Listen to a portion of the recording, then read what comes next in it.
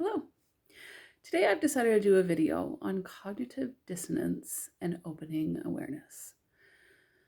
So there are a lot of very strong opinions going on about the state of the world today.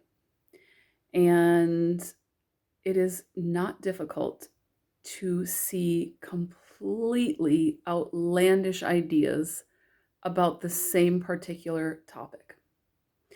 How is it that we are all humans living on this one planet and we can think such different things about one particular topic? Well, the answer is awareness. Now, when you're coming up against something that you have been taught for your entire life to be true, and you start to find other people coming close to you in your awareness online or in person, feeling completely conflicting in different views than you do, typically what is going to happen is that you will feel a really uncomfortable feeling when confronted with even beginning to believe that the alternative viewpoint is true. This will cause a lot of uncomfortable feelings, and often what will cause you to do is to completely reject, possibly in anger or frustration or some other heightened emotion, that idea and even the person who's presenting it. It can literally throw your brain into such a high state of anxiety or frustration that you will personally get mad at somebody who doesn't believe exactly what you believe for the reasons that you believe it. And what's happening here is your ego is trying to stop you or protect you from opening up your awareness to even begin to understand why someone else would believe something so different than you.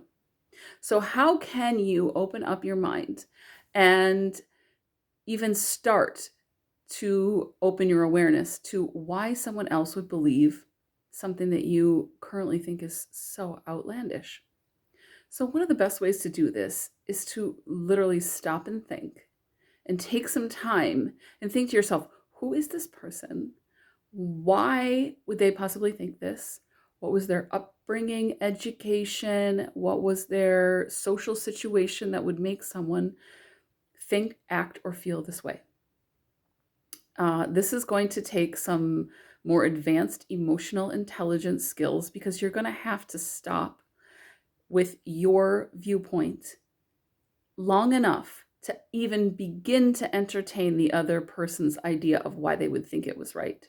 So the first thing in your mind you should tell yourself is, I don't actually believe what this person is saying, but I'm curious enough and I'm ready to open my awareness as to why that other person would believe something that to me sounds so outlandish.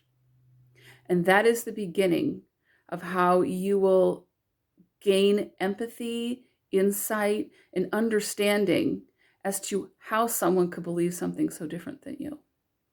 And these things aren't something that can happen in just 5 minutes of taking some time to think about it. You see, it's much easier to just judge something on your own experience than to stop for a moment and think, now, why does that person believe that? It's actually a challenging skill because it takes effort for you to take your own opinion, your own self out of the situation and allow some other conflicting information into your viewpoint. Now, how well you do at this is going to depend on a lot of different factors in your life. Were your parents open-minded people? Were you in a school that allowed different viewpoints? Do you work in an environment that's more tolerant of things that are not in a rigid perspective? But this is what the world needs right now. We need more understanding of why people have such different viewpoints right now. And even if you don't believe the other person or you still really believe your own viewpoint, this is going to add a lot to you, your perspective, and your outer world. Because the more that you can tolerate, understand, and even welcome conflicting ideas, that is the path to emotional intelligence, wisdom, and spiritual growth. So the next time that you're either online or in person with somebody who's saying something that you are completely cannot even believe how they believe that, I invite you to go home, find some quiet time, and instead of letting your mind tell you that person is wrong, that idea is wrong, think to yourself, why would that person believe it?